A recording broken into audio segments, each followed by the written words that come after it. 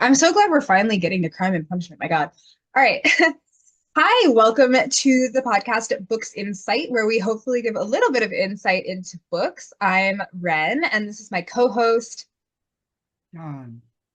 And today we're going to be talking all things, maybe not all things Dostoevsky, but very specifically one thing Dostoevsky, which is Crime and Punishment, which we have both now read this year. Me for the first time, but I'm guessing you had read it before. Many, many years back. I'm very happy to read it again. Very good book. Let's just start with a sort of broad feeling. What were your sort of general feelings about Crime and Punishment before we get into the nitty gritty?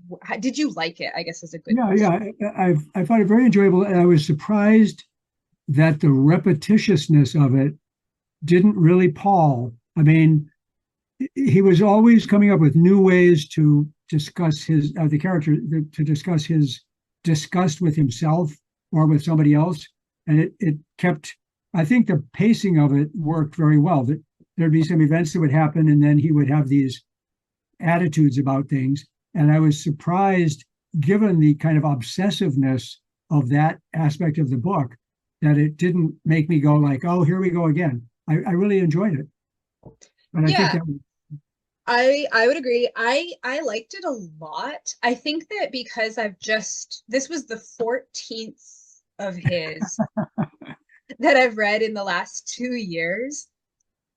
I don't know to what extent that influenced my reading of it. I would say I liked it, but I can see why it's not everybody's favorite in the sense that I know a lot of fans of his or just scholars of his consider Brothers Karamazov to be superior to this. And I can kind of, I think, see maybe why that would be. I don't know if it's for the same reasons that I had, but I definitely really enjoyed it overall. I thought plot-wise, I really thought it was compelling. And I thought Raskolnikov as a protagonist was kind of the apex of protagonists of his that I've seen in the other 14 things of his that I've read. I saw a review you wrote in Yes, online, and you were saying it felt like he had kind of amalgamated two different books into one more, one coherent story, but you could see the ancestry in two different earlier works. definitely. And you actually earlier this year, we both also read Notes from Underground, and I think it would be remiss not to point out the origin story of Crime and Punishment being somewhat, I think, intertwined with Notes from Underground. Like, I feel very much as though either the Underground Man is Raskolnikov, not like actually as in Right? as in canonically, but I feel like Like the the Underground Man was prototype. the yeah, it's very much the same archetype I think that Raskolnikov represents. I think Raskolnikov is a bit I don't know if he's less or more fleshed out, to be completely honest, than the Underground Man, but I think that they definitely feel like very similar types of characters. And I would also add that the sort of secondary plot with the young woman, Sonia, and her family Yeah, feels very reminiscent to me of his very first novel, which was Poor Folk.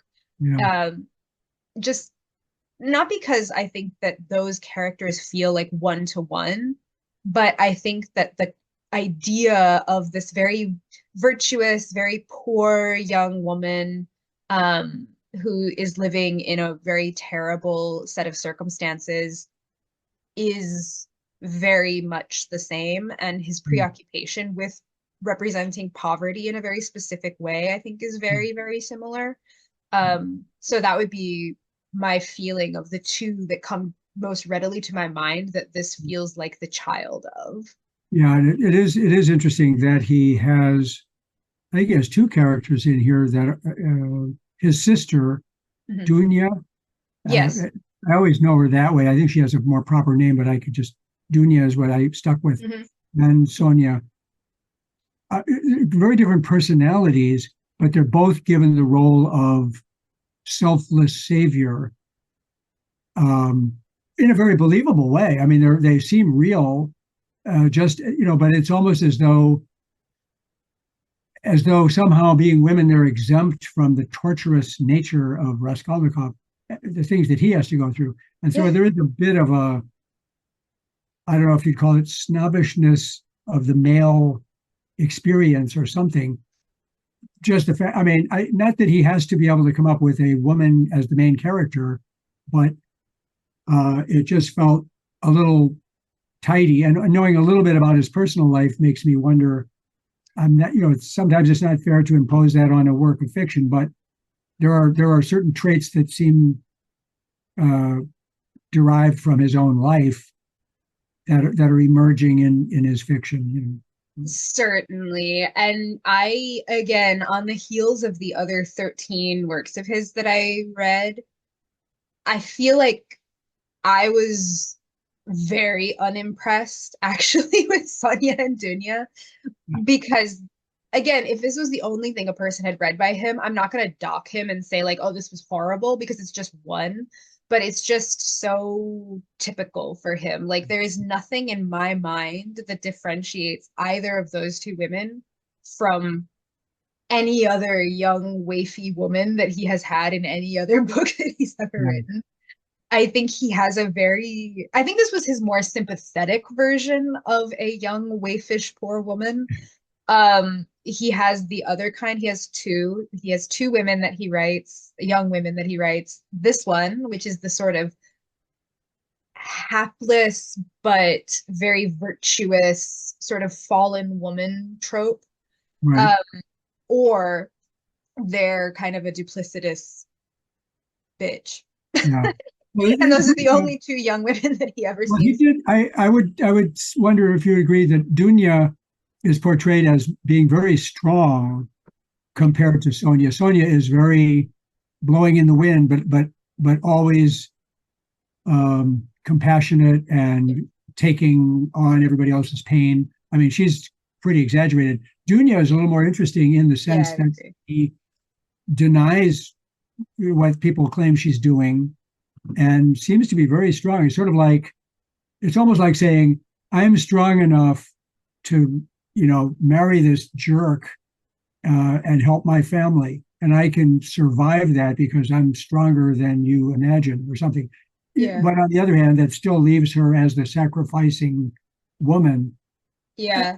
And yet, That as you said, actually, sorry, not to interrupt you, but that exact point was what was also to me incredibly reminiscent of Poor Folk, because actually, now that you say that, because the protagonist girl in Poor Folk does this exact thing. So the idea is that she can potentially pull her family out of poverty, or at least above the poverty line, if she can marry someone who's wealthy enough to take care of her and to take care of the other people she's responsible right, for.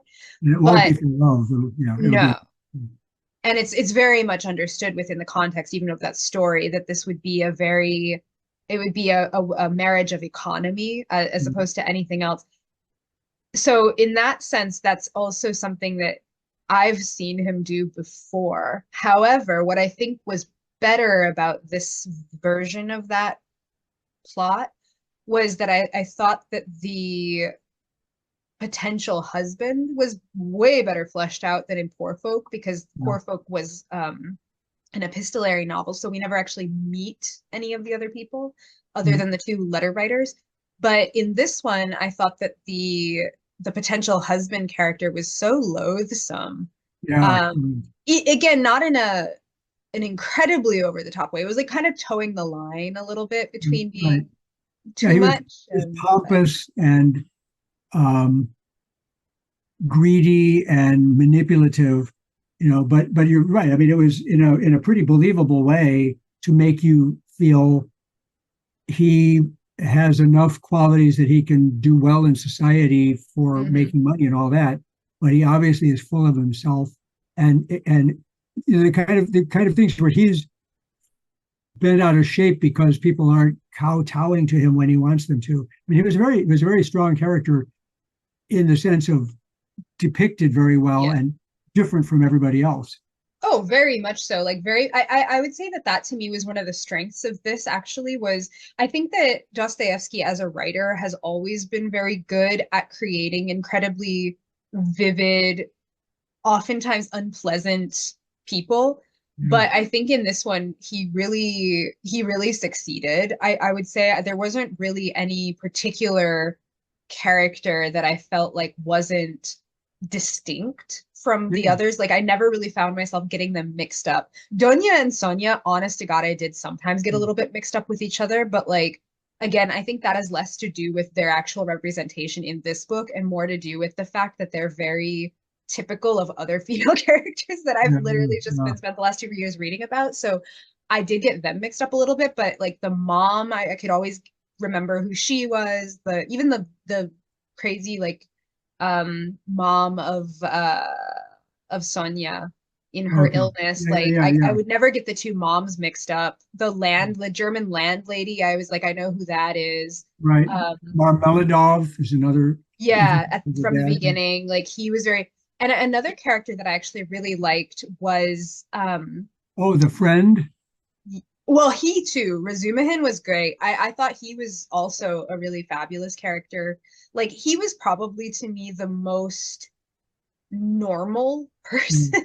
Kind and Yeah. decent Yeah, like he was a and good person. responsible. Yeah, like I felt like he was a good foil to Raskolnikov and certainly to the potential suitor guy. Um, but yeah, and I felt like in his normalcy, he kind of made himself distinct because there was nothing about him that felt too crazy over the top either. Although he was still pretty funny, like especially when we're first introduced to him and we spend a little bit more time with him, I thought his scenes were pretty funny of like his scheme about doing the translation for all these periodicals and Yeah, yeah, yeah. whatnot. He Um, was unusually kind and accepting of mhm. Raskolnikov's antics. He was, Yeah. he was like the kind of friend. We're watching a show right now that maybe nobody's ever going to have heard of called Flight Attendant. Mm, And the woman has several friends. She's really flighty, no pun intended, and very. She's a drunk. I mean, she's an mm. alcoholic, and she gets into all kinds of trouble. And she just turns to friends and expects them to help her out, and they will. I mean, and it's sort of that kind of friend. You'd go, she's so lucky that these people don't just go it, you know. And I think the guy I can't think of his name. You just mentioned him. The friend of Yeah. Raskolnikov has that quality of like Raskolnikov's incredibly lucky to have such a good friend. Oh, absolutely. And it never felt I think the thing that I like about what he's able to capture in his male characters that I just do not think he was capable of capturing in his female characters is that he manages to imbue Razumihin with all those qualities without it feeling saintly, Yeah, yeah, where exactly, like he feels exactly. like, oh, this is a nice guy in a way that feels well-rounded, that feels like he's got more going on than just his involvement in this plot. That's exactly what it is. I think is that he's sort of tangential, so Yeah, it's believable that he goes, boy, that's a hell of a problem, and then he can go off and enjoy his life, and then yeah, return to be helpful again. He's not entwined in it the way some of the other people are. Like, yeah. Oh yeah, and I thought his romance as well with the sister Donia was it felt very I don't want to keep using the word believable because that's not really what struck me about it, but it was just I thought it was very sweet yes, actually, like yes, beyond just being believable. Like I appreciated and maybe I appreciated this more so having again gone through the slog of seeing him do this type of story a couple of times, yeah, but yeah. I thought that compared to other romances that he's tried to write in the past, even though we see relatively little of this one, and even though I again feel like it's written in this very one-sided sort of way, not that Dunya is supposed to not care about him or be aloof from this, but I just don't think he does as good of a job capturing her side of their involvement with each other Right, as right. He had a crush on her, but it yeah, was at an adult level where he could yeah, exhibit his kindness and his involvement and his feelings for her, yeah, and kind of hope and wait for her to respond. She probably felt restrained by her plot to marry the other guy, yeah. family's benefit. Yeah, it was very very well handled. Yeah, I thought that was very sweet. And I know that for a lot of people, a real important aspect of this novel is the relationship between Raskolnikov and Sonia, the prostitute. I'm not gonna lie, I think that I just did not like her. Oh. Well, she was sort of so selfless as to not seem like a person. Yeah, You no, know? she was a plot device. She wasn't a Yes, person. yeah, that seems like it's like a wish fulfillment out of the author or something. Oh, I forgot a character that I really liked a lot was the cop or the Yes. inspector. Very in the fact that he would it like a lot of the TV shows nowadays where there's like a wink and a nod and a knowing understanding of like I don't have the evidence on you yet, but I you know know it's you. yeah, it's really, Raskolnikov would try to hold his own, and it was, not clear. Is the cop stupid? No, I don't think so. And it sort of that went back and forth. It was very intriguing. I really liked it. I think what it reminded me of very strongly, obviously we know which one came first, but like it really, really, really reminded me of Death Note and the Oh, relationship between Light and L, yes. No, specifically specifically because not only in Death Note is there that cat and mouse aspect like there is in this, but also I think in Death Note they very smartly pit an actually very clever detective against a criminal who thinks they're a bit more clever than they are. right. And Raskolnikov very much, I would say I can see echoes of Raskolnikov in Light's character, even in his own justifications for why he's doing any of this, Yes, where exactly, exactly. he's like, oh, I'm, doing this for humanity, Yeah, like it's to like make it's the world like better. Dexter. Like, I only kill those who deserve it. I go, well, who put you in charge of that? Mm-hmm. Oh, well, I am a great man, but I just don't want to say that out loud. It's just a secret that I know about myself. Oh, Yeah. no, I think Oh, yeah. you mentioned that in that review I read, and I think that was a good point. Very, very good analogy. I would even go as far as to say somebody who really, if somebody really liked Death Note either as the anime or as the manga, this would be a really good thing that you would probably also like because they're very similar in that exact capacity. Now, if you were a fan of Light in Death Note, you might not like this as much because I think that this reveals the cracks in a character like that in a more direct way than Death Note itself engages with that. Yeah, yeah, Because I think Death Note never really comes right out and says, even though it's obvious to the viewer, to the reader, that Light is not as clever as he thinks he is. In this one, we know that Raskolnikov is not as clever as he thinks he is. Like he makes mistakes immediately. yeah. Like he was never going to get away with this at all. And so in the end, him going to the police station and actually admitting guilt to this is sort of, I don't want to say completely irrelevant because they had that other random guy on the hook for this, but it was sort of from the perspective of the detective unnecessary. Like he's like, I was going to get to you eventually. Like there was no way. Right, and you've made so many blunders, but you've had extraordinary luck Luck. at Yeah. not hanging yourself up to this point.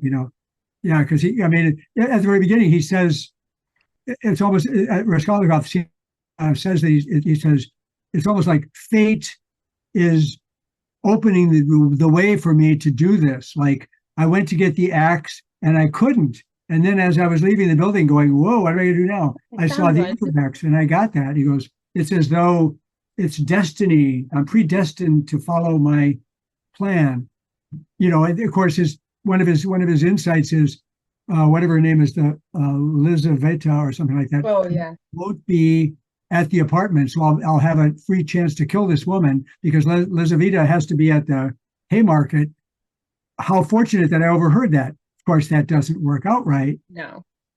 I don't know. By the way, are we supposed to worry about plot spoilers on our pod? I mean, the story is 160 years old. I feel like it's okay to talk about the fact that it's about Raskolnikov murdering Well, I Tubi. hope too that people appreciate really, really good literature Yeah. and aren't dependent on elements of surprise to work on them the way a suspense movie is supposed to. I mean, at least for me, I don't mind if I read an introduction and they're assuming you've already read the book for some reason and they're revealing all kinds of stuff. I just go, oh well, Yeah, although funnily enough, that being said, I mean, again, not that it really matters, but I actually just think this might be a good way to transition into the ending of the story because that was where I had issues. But it was funny because despite what I just said, oh, it's 160 years old, I think people kind of know. I did not know how this was going to end. I actually did not know whether or not he went to the police. I didn't know that this was more about him or sorry, I thought rather it was going to be more about him wrestling with his conscience than it was actually. So I really had no idea how it was going to end. And so I was very surprised by how this ended, and I wasn't happy about it. But I'll let you go first. So what did you yeah. think about how this resolved? No, I think it was in a way a cop out. It just sort of he smoothed it out at the end of like, oh, there's a chance for him to learn better, and he has this beautiful, this lovely woman who's doting on him, and it'll all be fine. And he now knows he's not the great man. He imagine he was joining that, troop, and he's not in it. Um, um, I was going to say that you were saying you had expected him to be wrestling with his ideas A the way lot the more. Underground Man did a little bit more, maybe, but Yeah. instead he had the highs and lows of a whatever that kind of condition is called. Oh, bipolar. Yeah, he Yeah, he was has like a very bipolar yeah, condition of yeah. I am an astonishing genius of all their men, except maybe Napoleon and Goethe or something, and then go down in Hammerlaut. groups of like I am a foul vermin. Oh, I'm disgusted. I deserve to be trodden underfoot. I mean, he was so high and low that it didn't really reveal a person pondering kind of philosophically or consistently, even emotionally consistently, what do I really want to do this? It was sort of like I'm maybe I'll kill her, maybe I won't. I don't even know who's in control of me. I mean, he was like just totally all over the map that way. Oh yeah. No, yeah, both like in the beginning, in the middle, and honest to God, even in the end, it felt like he just it was interesting to me to sort of contemplate, yeah, like what did prompt him to do this? Because he did sort of seem the entire time like he was in the midst of some kind of mental breakdown. Mm. And that was even before he went off and murders the pawnbroker woman and her sister, like it seemed like he was in the midst of some kind of yeah manic episode of some kind that sort of continues on throughout Yeah, that whole incident and kind of yeah as you said peaks and valleys throughout the rest of the story with moments of like kind of equilibrium a little bit, but I agree. It's just the whole thing feels like such a roller coaster in his own mind. well, Um, I wonder too if I mean I don't usually do this. I don't think, but maybe I do. Kind of painting, drawing out Dostoevsky as a person, knowing yeah, that he was a gambler yeah, was relevant in the sense that typically a person who's a gambler in this a sense of an addict, like an alcoholic or whatever, they're frequently at least portrayed, and it makes sense to me, as looking for um, magical insight of like people who play the lottery and say, "Oh my God, I've got to play this number because see that address right there, 139, and I just got change at the store for 139. What could it mean? It's luck. I've got to bet on 139." And they get into this mania as though the universe is conspiring to benefit them, and then they lose their money and they go into the doldrums of like, what the hmm hell? I have bought food for the family. What am I doing? So there, I think Dostoevsky suffered this kind of issue in his gambling. And I don't remember if it was this book in particular, but several times, I believe. In fact, he published the one called The Gambler. yes, Uh, I've read maybe that. was that one of those instances, if you know the background of it, of whether Yeah. he owed somebody a book, and if he didn't come up with it, he was screwed for a. Yes, that was exactly what the case with The Gambler was. And actually, it's interesting because he published The Gambler in the same year that he published this. And it was Okay, only a couple of, I think it was something extraordinary, like 4 weeks apart that he published The Gambler before the beginning of this came out in that periodical. man, yeah, yeah. I mean, so he has that manicness, I guess, to be able to pull this off. and also his wife, the second wife, if I remember right, was very young. And if I'm thinking of the right wife, she kind of had some dominance over him in the sense that, according to the introduction to this in War and Peace, I think it was in there, maybe not, but talking about Dostoevsky, I'm not sure why he went on about Dostoevsky, but that the wife pushed the idea that you'd be better off to sell a book than the serialization of this book. Like, keep the rights to have a book because that'll sell over and over again, where the magazine will be gone or something like that. So he was, putty in her hands or whatever. She kind of controlled that side of things. And I think he was also masochistic in his sexuality. So I mean, I could see how his own craziness could be molded and formed into these characters, especially Raskolnikov, I guess. I really do feel like Raskolnikov is where this all comes home to roost. And as a matter of fact, I was looking ahead because the next work of his that's on the docket for me is The Idiot. And that feels like such a departure from Crime and Punishment that I feel like maybe he worked through whatever that was all about in Yeah. Crime and Punishment, all of the turmoil internally he was going through from possibly all the way back, but certainly from when he did Winter Notes on Summer Impressions, which turns into Notes from Underground, which I think kind of turns into this. It seems like maybe he kind of cleansed that from his soul in writing this or something, because I mean, I'm not very far into The Idiot, but that just thematically and certainly in terms of the protagonist feels like a total departure for him from everything else that he's done. Well, I feel terrible to have to say I've read The Idiot Uh-huh. twice Oh, with have two you? different translations, and I can't even remember it. I Huh. mean, not to impugn the book, it's my memory that's the Mm, problem. But the great thing is I could probably enjoy the hell out of reading it again. And I mean, that's true in general of great works. yeah. Anyway, the people don't usually read them once. Like professors wind up saying, "Yeah, this is like my 20th go around with Moby Dick or something." But they're such fruitful books Hmm. that it's worth your time, as opposed to perhaps James Patterson or something, to say, how Yeah. many times would you want to read that same book? Not to impugn Mr. Patterson yet again, but he comes to mind.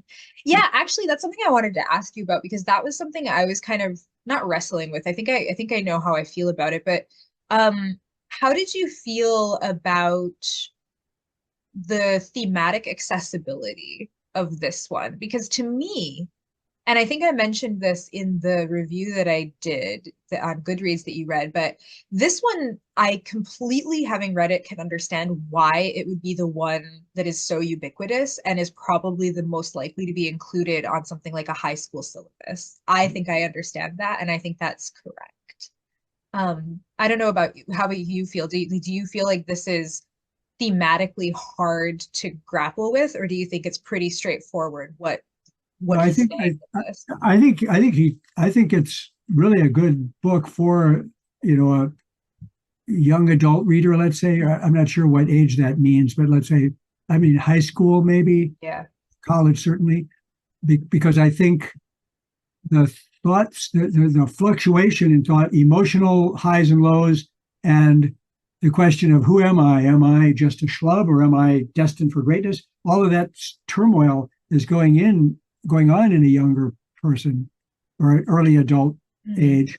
Uh, and I think they would appreciate the depiction personally. I mean, that's on a kind of an emotional level, but I think also that the the lesson, if you want to call it that, is repeated over and over again. I think he's clever enough to make it interesting over and over Yeah. again.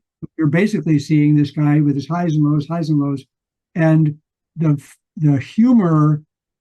It's a little, maybe, I don't know, not laugh out loud humor, but the whimsicality of how goofy the guy is for a person who's planning to commit a murder and then planning to cover it up and do all these other things.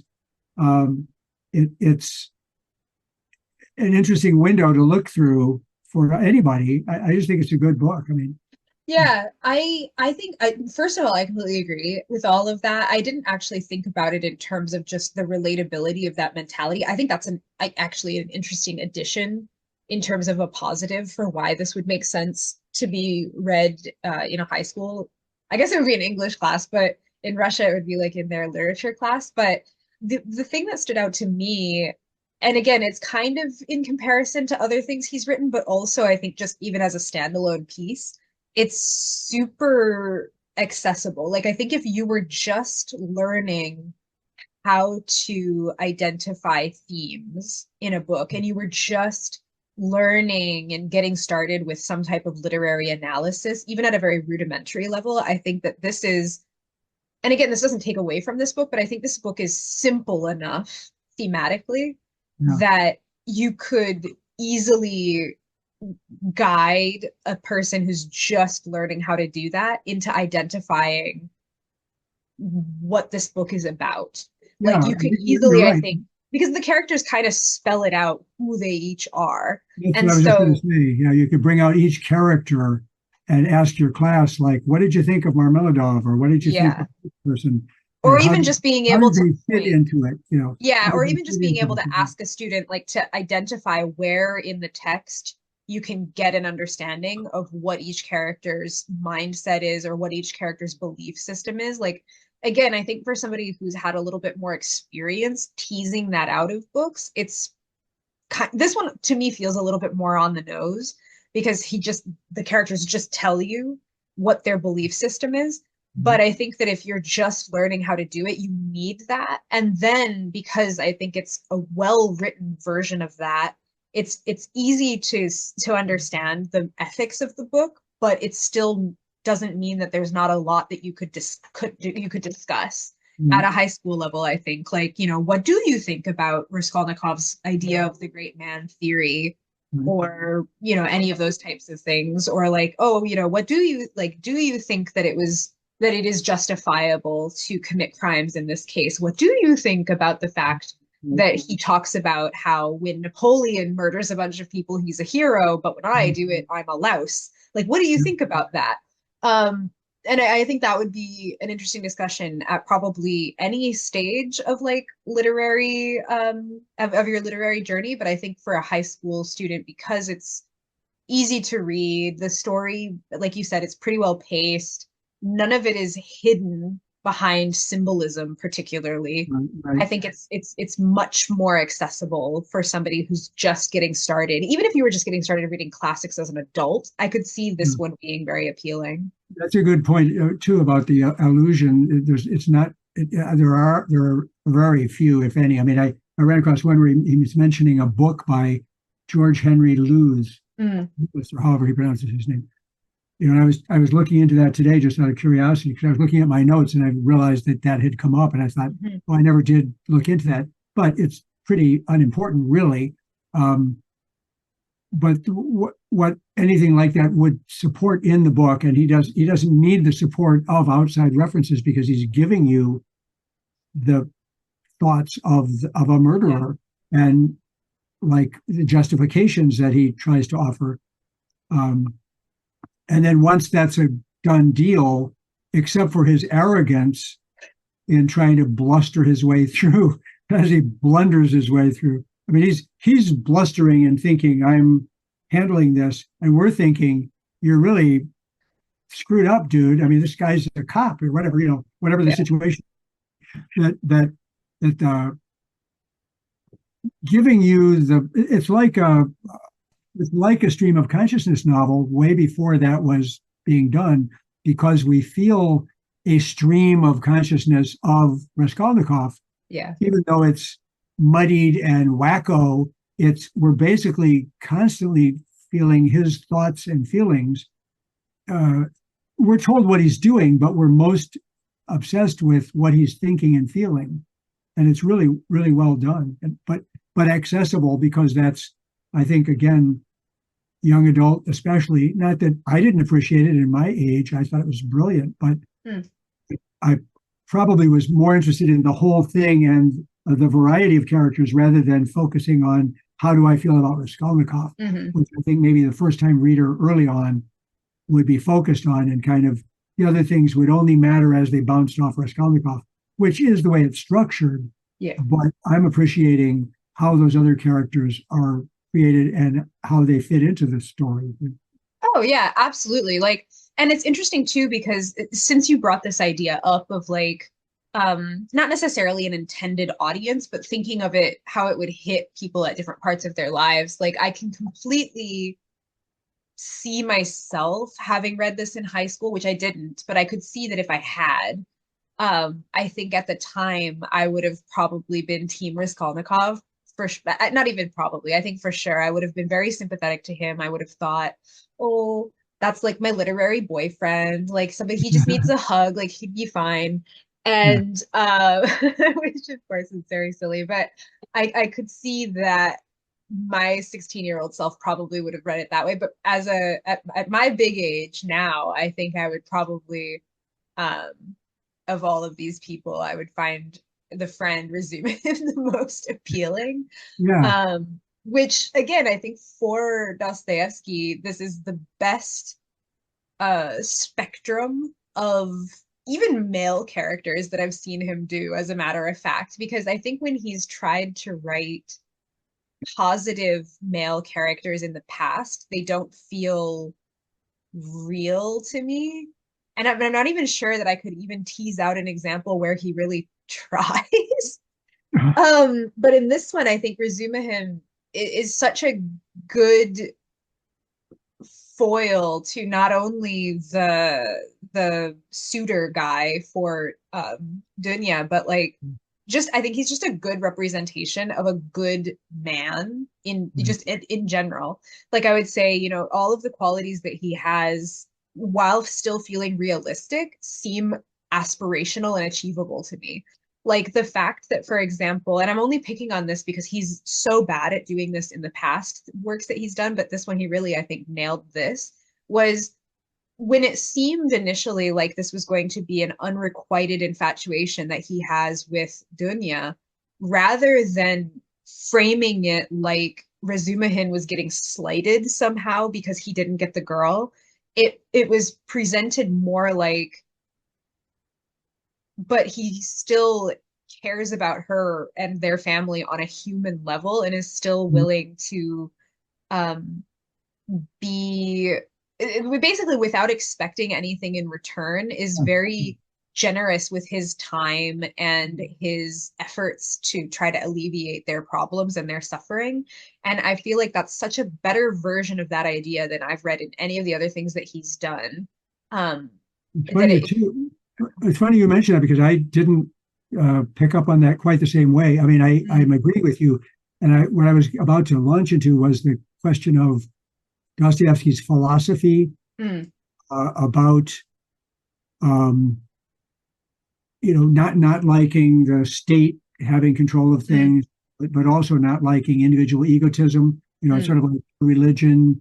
You must bow down and acknowledge your verminousness, whatever, and then God will raise you up once you hit bottom and acknowledge this. And I was going to say he's portraying the women as having this really fine selflessness, but it's true of the friend too. I didn't think of including him as Dostoevsky, maybe even doing a better job with him than he did with the two women of expressing this is a good person who's not expecting a reward. He's doing this out of friendship and kindness and love. yeah. Um, And as because I well, think, just yeah, I sorry to interrupt again, but he to me was also just such I liked that he was given all of these attributes without it having to be tied to religion directly in the way that for the two women, especially for Sonia, it very much was. I think that to me that completely undercut any good things that she ever did, that it was so dependent on her religiosity. Whereas for him, whether it was because Dostoevsky just kind of forgot that he was supposed to tie goodness to religion in all these characters, or I don't know, but like I really, really appreciated that we had this character who was good without it ever being connected to the idea of him being a believer in God. It was because as far as I know, he would have been at least agnostic or an atheist like Raskolnikov was all the way up until the end of the book, right? You got cut off there for a second to me. What was your last point? I'm sorry. Oh no, nothing. Just I can't remember any point in the novel when we're told anything about Razumihin other than that he's agnostic at least, or Yeah. a an atheist the way that Raskolnikov is for most of the Okay. book, right? I don't remember that ever coming up No, with him. yeah, I don't remember that coming up about him. No, you're Yeah. right.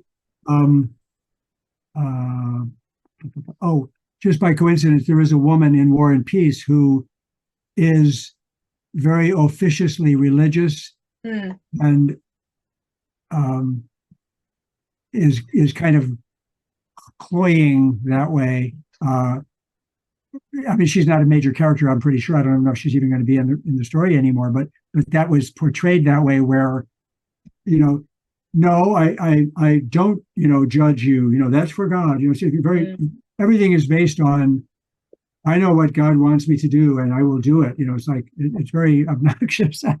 Oh, as a matter of fact, that might be a nice way to wrap up the larger thematic elements of this, which is kind of right there in the title, Crime and Punishment. Yeah, yeah.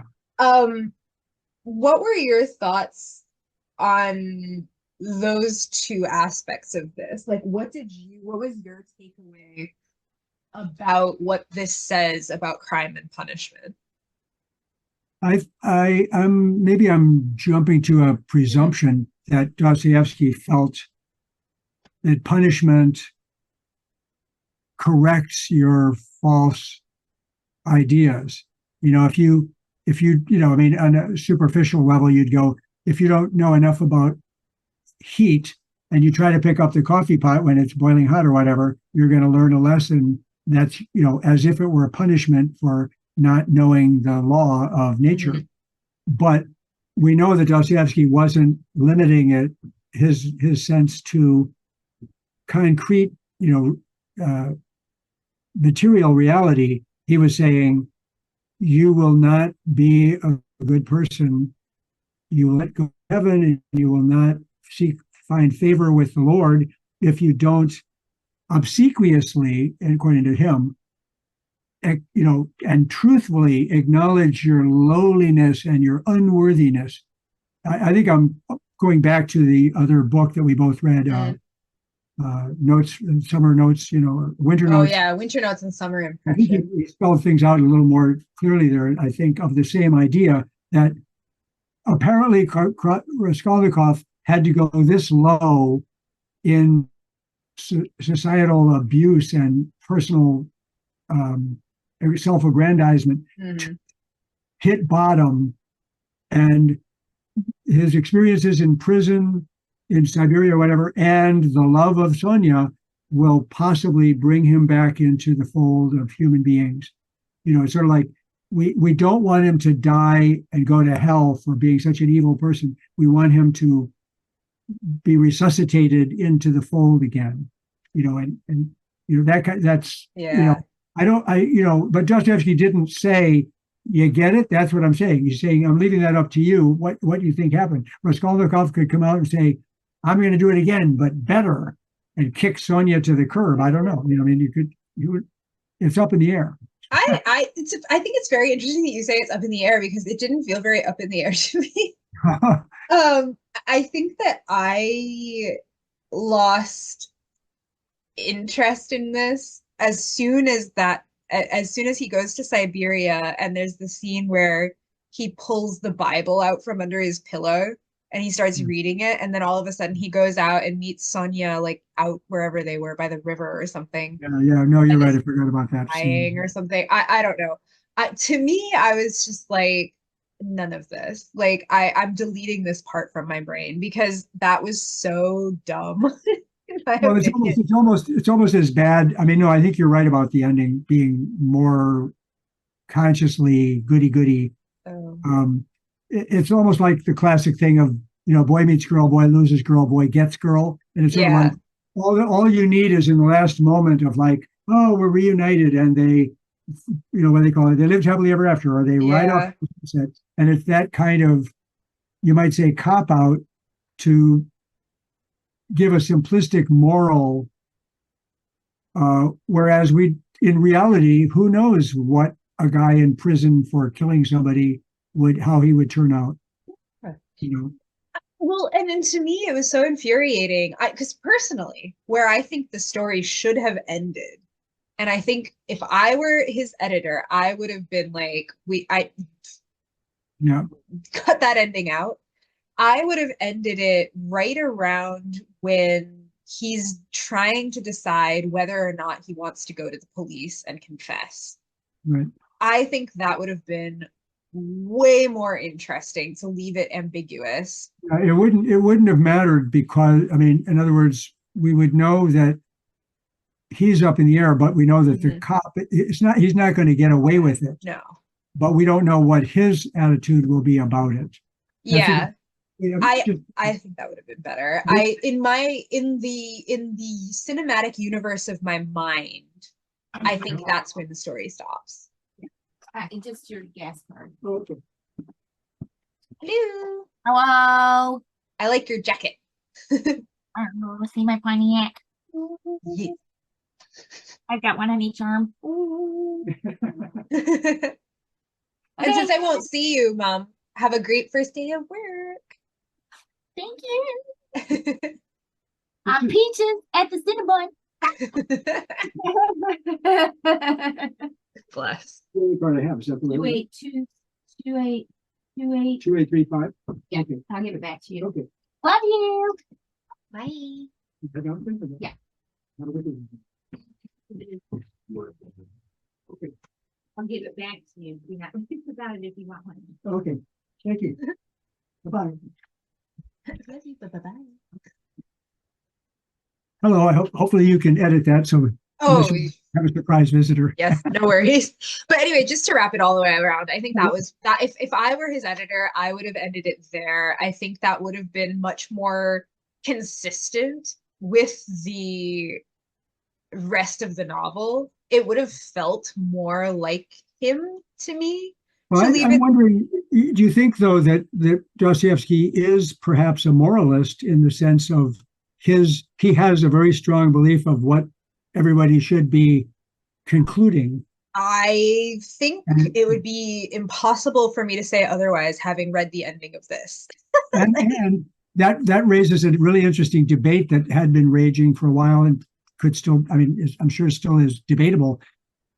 John Gardner and William H. Gass, Gass, I think, used to debate. Gardner wrote On Moral Fiction, Yes. and some other books about that, and wrote a bunch of really interesting novels. They're good novels, but his point is the novel, the writer needs to have a moral compass and present that correctly.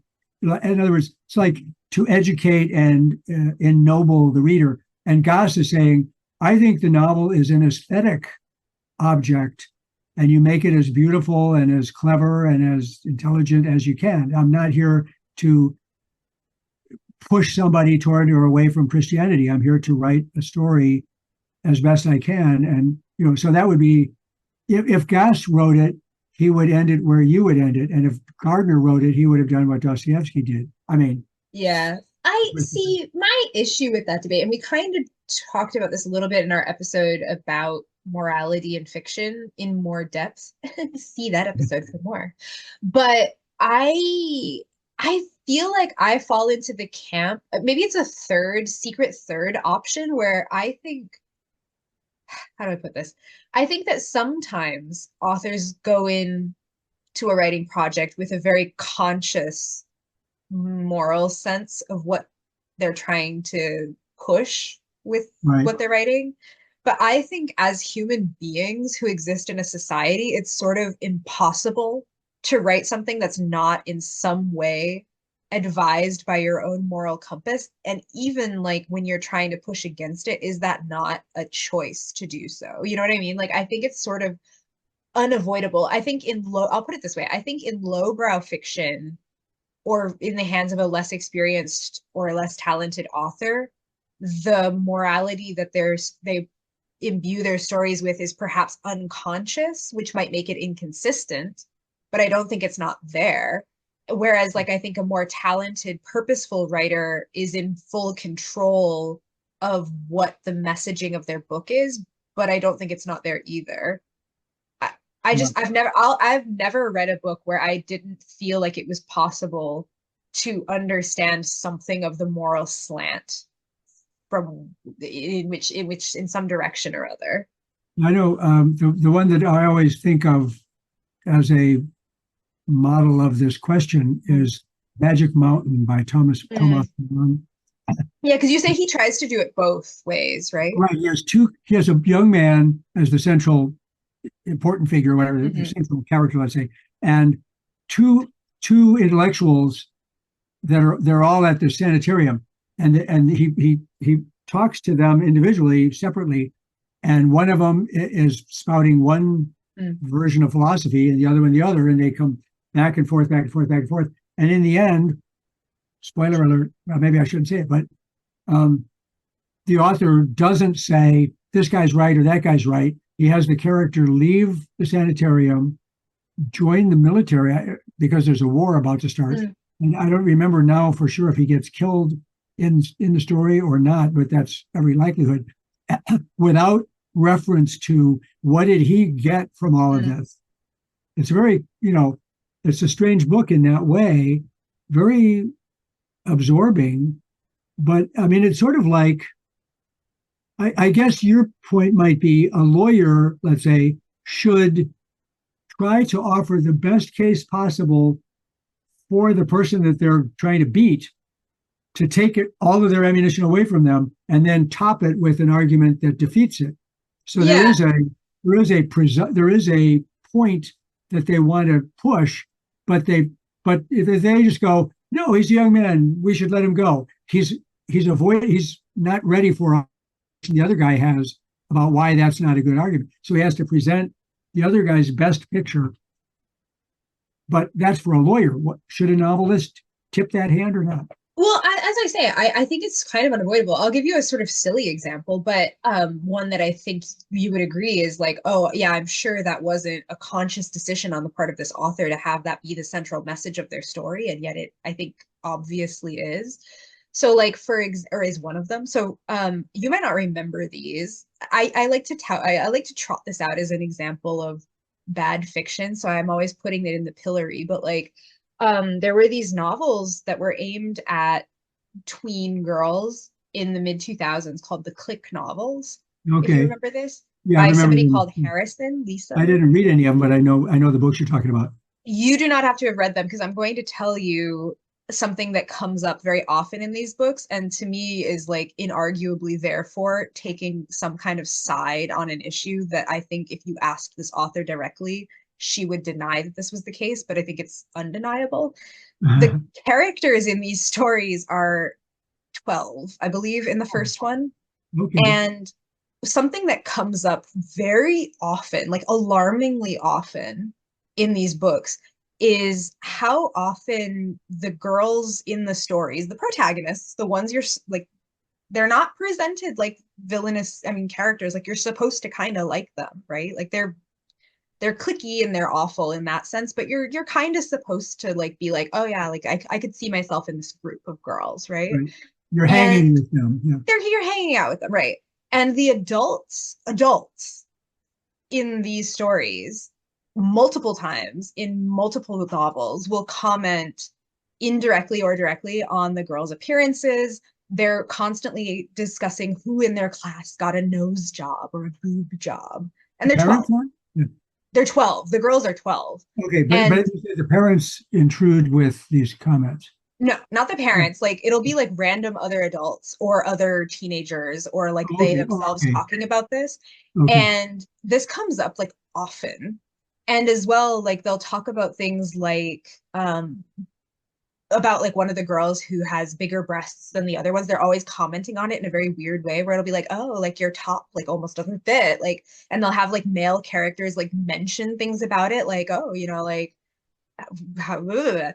And again, it's so disturbing from my perspective now, but these were 4 12-year-old girls to read and identify with. And to me, it's sort of like, do I think that this woman sat down and was like, yes, I am going to write books about why girls should be overly concerned with their appearance, overly concerned with how men, not boys, how men view their bodies and comment on them. I'm gonna like low key give instructions for anorexia. Like I'm sure she would say that was not the point. They were Right. just supposed to be fun. It's not that serious. But I would be like, but that's there. So is that not a message that you're sending through these books? That that's something that girls should be concerned about, that girls should be thinking about, and that girls should do. Like you are saying that, whether you're Right. intending to or not, that is a lesson that these books Yeah, teach. that's a good way to put it, like a book with a lesson. I think every book has a lesson. And I think, like I said, I would go back to what I said before and just say have I've never read a book where I felt like there wasn't some sort of messaging in it. I think it just depends on how talented the author was, how well they are in control of what it is. Yeah, actually, it's funny. Your mom used to object to the Berenstain Bear books on the grounds that, or maybe it was not that. Maybe it Oh, was it was Arthur, Arthur. Arthur the Aardvark. Yeah, Yes. but I have a problem with the way they changed his looks. But anyway, her point was, let's say the book's about bullying. She's thinking, well, the intent of the book is to discourage bullying and help kids learn how to get away from a bully or something. But she said, but I think of it as the potential that it's going to teach a person how to be a bully. You know what I mean? And it's Yeah. ambiguous about what is somebody going to get from this book. Are they going to get bullying is bad, or that would be really funny to do to somebody? You know what I mean? So I see the problem. Who knows? I mean, I'm sure that the Bernstein Bears were saying this will help curb bullying. I don't think they were promoting it, but it might turn out ambiguous as far as what anybody gets from it, which is a little bit like what you were saying about the book about the Oh, girl the and the click breast and stuff. novels. Yeah. It just to me, it's not a matter of is there a message here? It's what is the message and how intentional was the message, and therefore what does that say about the first of all, I think the talent of the author, and as well like maybe whether or not you agree with them, which is a separate matter. Because like in this one, I would say it's not to Dostoevsky's detriment that it's very on the nose. Like I think he just wanted to tell that story, and I think he is a talented author. He was very much I think, in control of what he was trying to say. I just don't necessarily agree with the conclusions that Right. he drew. But I don't think the fact that it was really clear is necessarily the indication that he wasn't talented, certainly.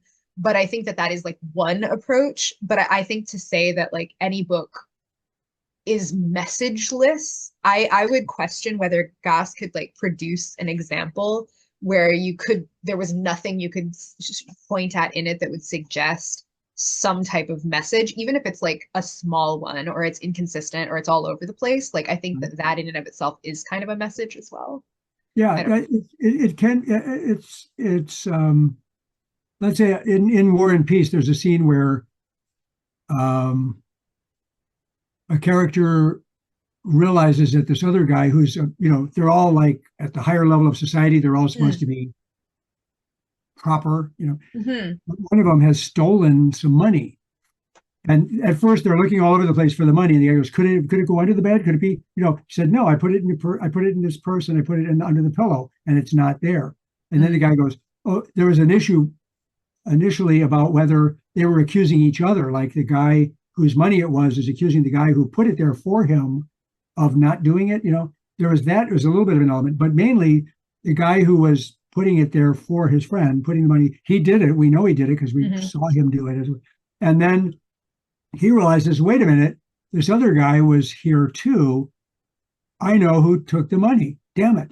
So he goes to town, right to this bar or restaurant or something, walks up to the table where that guy's sitting. The guy's with two other people. He sits down and he just kind of pause, he sits there for a couple minutes. Then the guy's actually getting some money out to pay for something. And this guy leans over and says, he whispers to the guy, you stole the money. I know you did. Or no, I don't know if he says it right then. He gets the guy, he gets him by the arm and says, come over here to the window with me for a minute. And he's talking to him and he's accusing him of stealing it. The guy goes, what? Are you crazy? I didn't do that. And in the end, this guy goes, you did do it and I can prove it. And the other guy kind of starts getting very uncomfortable and he's saying, my father's very sick, and he's saying all these weird things, clearly indicating, have mercy on me or whatever. Yeah. The guy at the door says, he's got the money back, and he goes, if you're that screwed up, here's the money. He gives him the money back and he goes back. Then he gets into trouble for embarrassing that guy in front of the other people at the table. And so they're going, you need to apologize. And he's going, no way, no way. He doesn't bother to reiterate why he shouldn't. He just goes, I will not. But then they finally say, for the sake of the army or for the sake of the organization that they all belong to, you really need to do this. And the guy goes, okay, I'll do it. And so it's a really ambiguous, complicated thing of the other guy and the two guys that are pushing him to apologize really dislike the guy that stole the money. And they say, if he ever comes near me, I'm going to kill him, because they have the same moral attitude about the theft, but they're demanding that this guy make an apology because of the embarrassment to the army or whatever. My feeling was, no, the guy's right. And I don't care about your organization. I care about the truth of this situation. Anyway, he makes it complicated with throwing in, anyway, you can see where it's complicated. Yeah, no, totally. And to me, that's where I feel like being able to understand framing kind of makes the difference, right? Because it's things like that where I would wonder, I haven't read War and Peace, but we'll see. I still have a few more Dostoevsky chunky novels to get through before I can think about it. But like, I would read a scene like that, and to me, one of the things that would be interesting is like, how is Tolstoy framing this? Like maybe within the scene there are all of these different pieces of information, but I would be curious to know, how did he frame it though? Like, are you supposed to feel sympathetic towards this I guess it's the POV character of that scene, Right. right? Or not? Because to me, if you're supposed to feel sympathetic to the POV character of the scene, that's kind of the answer. Where I would be like, whatever that guy's feeling about the situation is probably the one that you as the reader are supposed to carry forward and be like, no, right. I think in that case, I'm pretty sure that the intention was this guy who has very high moral standards, we already knew this about him, is thinking it's impossible for me to apologize in a situation where the other guy is absolutely wrong and I did nothing wrong. They're going, yes, but you accosted him in front of these other people and embarrassed our army or whatever it was. And I think when he digests that and thinks, okay, I think you're saying I am totally right about the guy, but I didn't handle accosting him correctly. I mean, he doesn't go into that much. He just says, okay. And you have that feeling that he's swallowing his own pride on behalf of the organization at the behest of close friends who feel just as strongly as he does. Other guy's a bastard. So it's a little bit, but we know what we think we know. I think I know what his motive is of agreeing and what their motive is in urging him to do it. And it's very much, he's going to have to swallow his pride, even though we agree with him. You know what I mean? It's a very intense idea. Yeah. I think going back to Crime and Punishment, one of the, I don't know if I would go so far as to call it a moral quandary to the extent of that scene that you're talking about. But one that I think raised a question that I was sort of sorry that Dostoevsky never seemed interested enough in to chase up. But was when it was one of the times anyway that Raskolnikov is explaining his great man theory, Yeah. And I think he's talking to Sonia, as a matter of fact. And oh yes, he is, because she's urging him to turn himself in and to go to Siberia.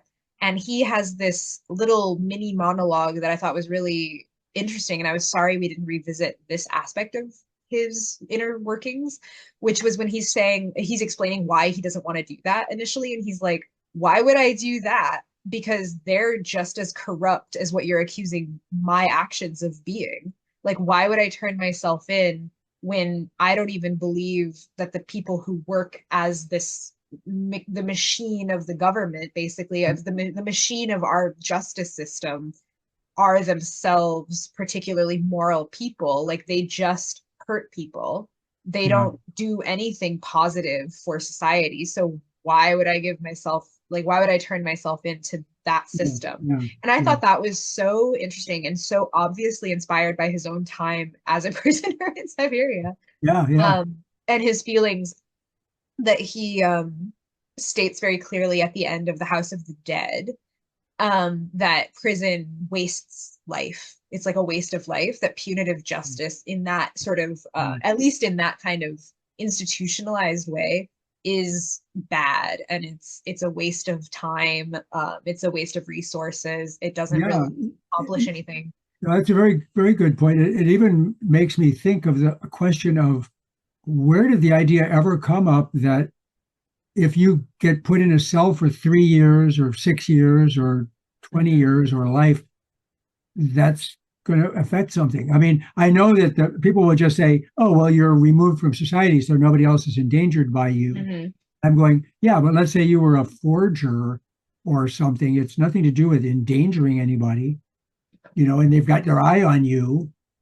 But why are you sitting in prison exactly? I mean, in other words, why does removing a certain amount of time from your life equate with balancing what you did? I mean, Yeah. it's a weird system. Oh, very weird system. And it's interesting too, because that was why when he has this little speech to Sonia, I fully thought we were gonna follow up with that later on. And Yeah. it never really comes up again.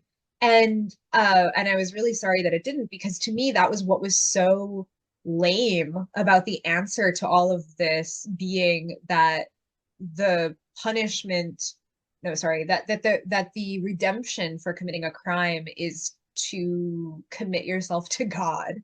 I just Yeah. thought that was such a lame answer, because I was Yeah. like, well, I mean, I guess that could be one pathway a person could go down, but I just thought that his explanation, or sort of implied explanation, that that's the reason why prison doesn't work, is because prison doesn't it doesn't Turn you to God necessarily, automatically. yeah, exactly, it doesn't, yeah, exactly, it doesn't necessarily bring you to God, is the reason why it's bad, not because there's an inherent issue with punitive justice. To me, was sort of like, oh, I don't agree with you, Fedya, Yeah. I'm not on Yeah. board with this.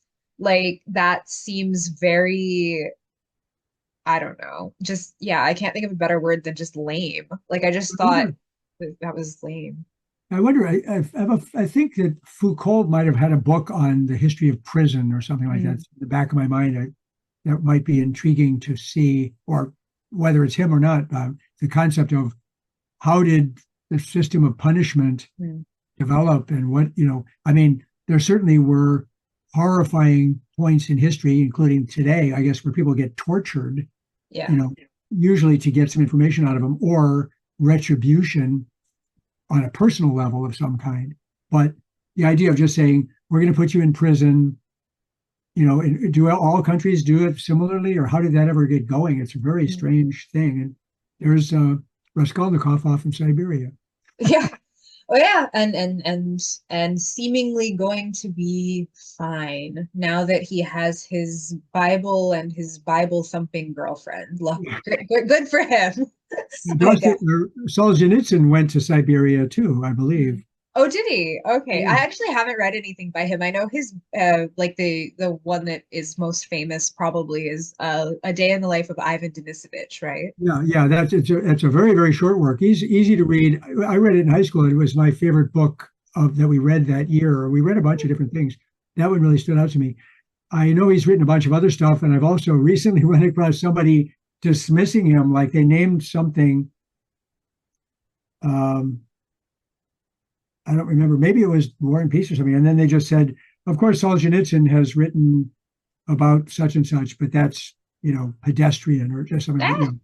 Ah, I was very startled, but I do. I personally would vouch for a day in the life of Ivan Denisovich as mm. very short, very interesting, and just it's hard to say like why did he write this? Well, he's exposing what a day in the life of a prisoner in Siberia would be like.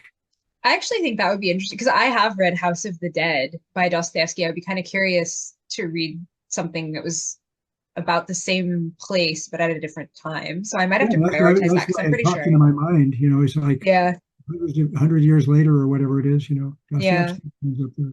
I mean, huh, Solzhenitsyn. yeah. Huh. Well, to wrap things up, I thought you would be amused, and mostly just for our amusement.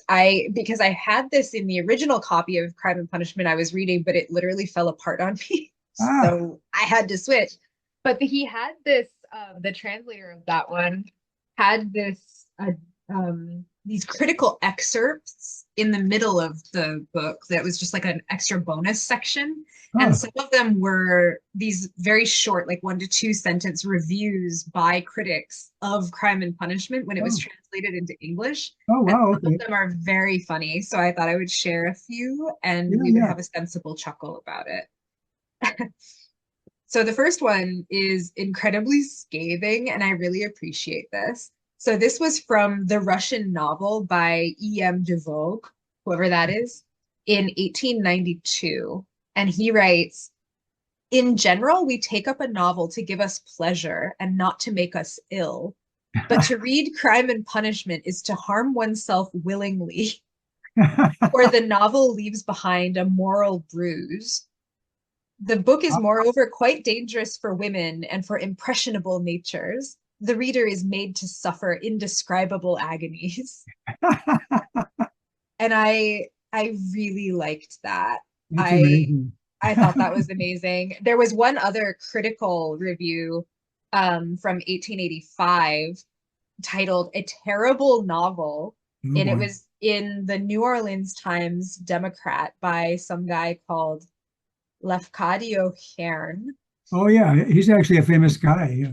Oh, okay. Well, okay, not some guy. Some guy to me, some famous guy to others. But And forgotten now, really. well, What so did he say? he said Crime and Punishment gave the nightmare to the entire reading population of the empire. Many who read it became seriously ill in consequence. Nothing exists in print so horribly fascinating and yet so frightfully repellent. So he was a little bit nicer. Yeah, that's a little more ambiguous, but he definitely is not encouraging anybody to read it. That's too bad. So, and then I have one more that puts Dostoevsky and Tolstoy against each other a little bit. Okay. Uh-uh. And this was in an introduction to Russian literature by Helen Muchnik for Harper and Bros in 1947, so much later. And she says, Tolstoy said that Turgenev will outlive Dostoevsky, and not for his artistic qualities, but because he is not restive. Unfortunately, you froze again before you even started reading that. Oh, that's Would you perfect. Then I'll just start again. Okay, thanks. So Miss Helen says Tolstoy said that Turgenev will outlive Dostoevsky, and not for his artistic qualities, but because he is not restive. Huh. Uh, Tolstoy expressed the opinion of many who find Dostoevsky too tense and chaotic for their taste. Huh. That's weird. I kind of understand that one. Like I would say that Dostoevsky's, particularly in this one, it's like an organized chaos, but I could kind of see in this one, maybe honest to God, less so, but there are stories of his where I could see somebody saying like Yeah. there's too Too much, much. too Yeah. much, too much. Yeah. Yeah. But anyway, I thought those were very funny. But my favorite Oh, one was the first one I read you. yeah, I'm that's keeping this for that reason. I just thought that makes was you so, ill. it makes you ill. Usually you read for pleasure and not something that makes you ill. And yet here's this novel. Yeah, What's that? read it at your own expense. You know? So anyway, I thought that was very funny. I wouldn't agree with that. I would say my summary of my thoughts about this are great introductory novel to Dostoevsky, but not my favorite. Okay. Even though I did really like it and I really liked the reading experience, I think even within the 14 works of his I've read, I would not put this at number one, but I wouldn't put it last either. I'd probably say it's still top five for me. Okay. Yeah, I know. I know. I think that there's a documentary called "The Woman and the Five Elephants." I think it is, Huh. which is about a German woman who translates Dostoevsky. I've And I seen think the this. five elephants were the final four novels plus the Underground Man or whatever. Mm, And mm, mm. I think the four novels were Crime and Punishment, The Idiot, The Devils, which goes by other names, and Brothers Karamazov. And then one preceding it, I think, would have been The Underground Man, maybe. Yes. But because they called it, I always thought of it as four big novels of greatest importance or whatever. But she did five, so I would agree with those as like, well, I mean, I've only read two of those, but I would agree that Notes from Underground would make sense to be that's spoken of in right. As yeah, because I don't know if that's the one where they said this is somebody who had said, I think it was for Notes from Underground. This is where he grasped his core reason for being a writer or something. He finally got it all together of what am I trying to say here? I would say I could see that he did that for And sure. I think you'll, as you go further, if you continue to be Mhm. absorbed in this, I think you'll enjoy.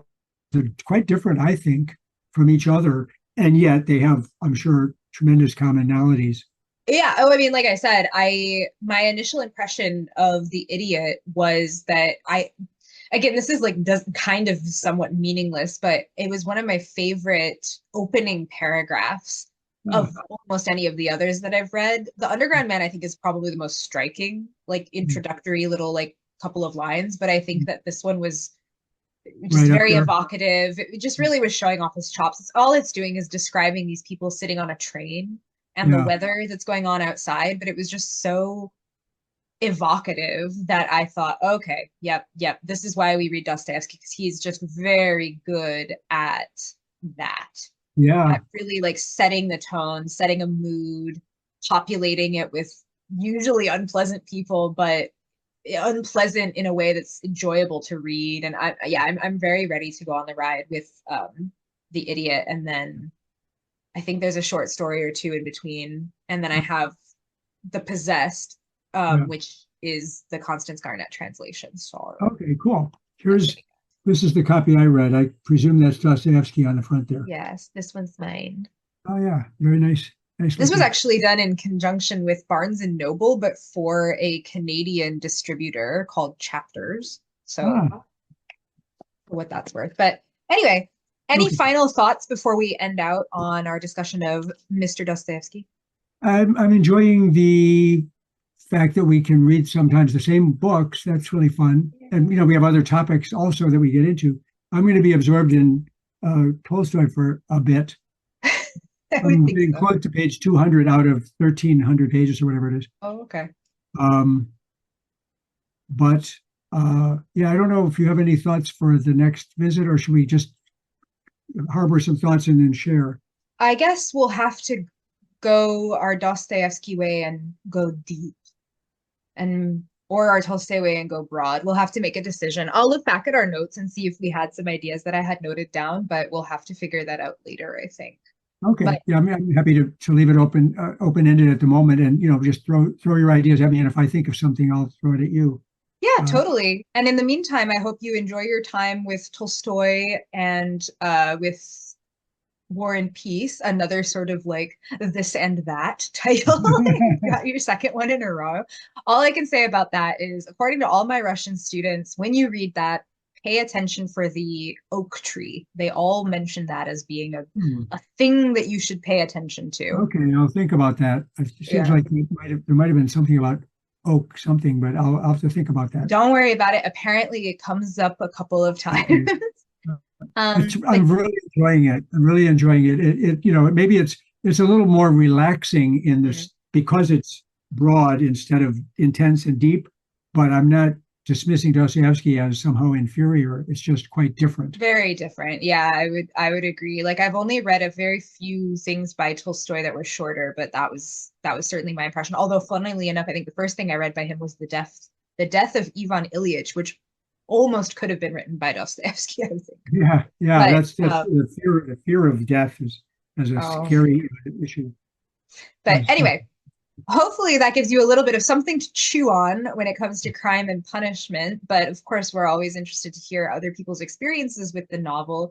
In some ways, I would actually be very interested to hear from somebody who is more religious, if how it hits you, because I think for us at least, it hits us very differently as people who are not religious. And so maybe it seems a little bit more woo at the end than what I would have preferred, but I would be curious if somebody were more on board with religion or is a Christian person who would be like, Do no, any, this do was any very of you, meaningful or whatever. do any of your book club folks espouse any particular religion or? Both. They're both Christian. So, and I know one of them read this in high school, so I'm actually kind of curious to see what he thinks. But yeah, if anybody out there got it to this far, let us know what you think. Where does this rank for you in your literary journey, in your Dostoevsky journey? And if you haven't read it, hopefully this convinces you to do so, because even though I think I had issues with the ending, I by no means think that this is not worth reading. I think it's a very, very good book. And in some ways, that's kind of where my criticism comes from, is I wanted it to be better. Even better. Yeah, but anyway, that's my own personal quibble. So, on that note, hopefully you've gotten a little bit of insight into Crime and Punishment. And until we see you in the next one, happy reading, take care, find yourself a this and that title. And it might be Crime and Punishment or it might be War and Peace. I'm sure there are others. So, and happy reading. and always share your insights. Always, always. All right, take care. And Dee, I will see you at some point somewhere. And everybody else, I will see you in the next episode. Bye. Bye.